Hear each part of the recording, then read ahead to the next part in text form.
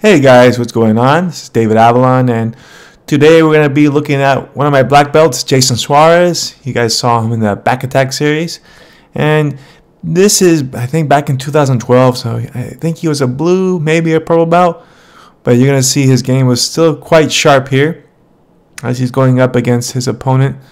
Don't know his opponent's name, but we see the little bit of a wrestling skirmish here. Jason snaps his head, gets into the guillotine, and then his opponent tries to trip him, only to get countered by an Uchimata. And this is what I was talking about. That was like a really, really slick counter. And simple, but honestly, I just never thought of doing that from a standing guillotine. And honestly, his opponent did the right thing. Like, if we look back at it, you can see that his opponent steps over on the proper side, because ideally he's going to try to trip him to get side mount. But then Jason immediately turns his hips and uses his leg to get that reaping throw, that Uchimata. And combined with the headlock, it's going to be a really powerful throw. So again, really nice job. And now we'll continue. So now his opponent was able to escape the guillotine through the throw, which is not the end of the world. And he's stabilizing side control here. Notice he's staying really tight on the hips, not letting his opponent move anywhere there. And he's starting to fish now for the Kimura. I can tell because he went over the arm with his right arm. And he's just waiting for his opponent's arm to detach. There it is. Boom. He locks up the Kimura. And his opponent does a good defense, puts his hand between the legs, but Jason's still able to rip it out. And it looked like he phantom tapped a little bit, but it wasn't enough to finish him. So let's look at that again. So they can look back, you see Jason controls his wrist, and he's looking to pin that wrist to the mat, but he couldn't. But he still gets a good grip, so now he's doing the step over Kimura. His opponent puts his hands between his legs, which can make it a little hard to rip the grip, but Jason was still able to rip because if you notice, he has a knee wedge on the left side. And now what ends up happening here is that Jason falls over to go towards the Kimura, which makes it more difficult because his hand was able to get grounded sooner. As a result, he lost the Kimura, but he maintained top position and was able to continue his attack from top. So moving along, now he is controlling north-south from the top position. His opponent has both his arms under, which is a better position for the bottom man to defend because there's no real arm triangles yet, but you notice Jason adjusts, and now he starts wrapping around the neck with the arm trapped. Not really a choke just yet, but just a really uncomfortable position.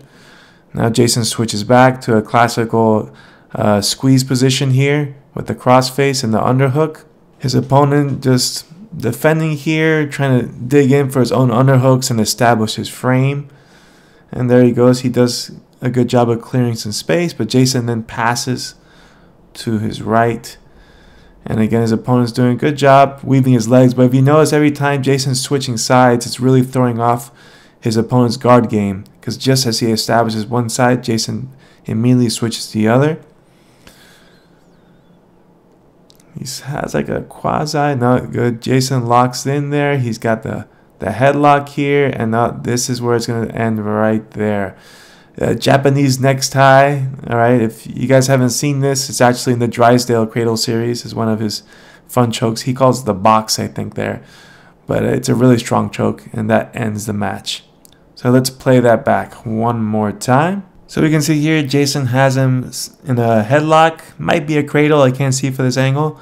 But when you notice his opponent weaves his underhook arm in, now that sets up the Japanese necktie, which you can see is just locking your hands. In this case, he's doing a gable grip, but you can do a S grip as well. But the main thing, if you look, he's got the bottom blade, the forearm, I guess you'll say the wrist bone, right underneath the side of the neck. All right, so it's very similar to a Darce or Bravo choke, but it's like if you can't get your arms all the way in, you would work it this way. So it's a strong choke. It's also a lot of a neck crank, especially since Jason has dumped his hips over to the side. He's got like essentially a wedge on his neck and his head's touching the ground, so it's twisting his neck sideways too. So sometimes people tap to the neck pressure, But if you sit there long enough, the choke is going to set in as well. And now it's just a matter of holding. And as long as he holds it there and everything else is secure, the choke is going to finish. What you might not also be seeing is Jason has his leg hooked as well. His right leg is going to be hooking his opponent's bottom leg. And you can see as he steps out once he gets the tap. And that finishes the match for Jason. Another win by submission by Japanese necktie. I hope you guys enjoyed watching this and learned something from it. If you have any questions or comments, please put them below and I'd be happy to answer them for you. Thank you for watching the video. I hope you enjoyed it. And if you did, please like and leave a comment below. Now, if you want to get more weekly videos right into your YouTube inbox, subscribe to my channel now. And for even more blog articles and videos, you can visit my website, which is davidavellan.com, and you can also learn more about my courses there.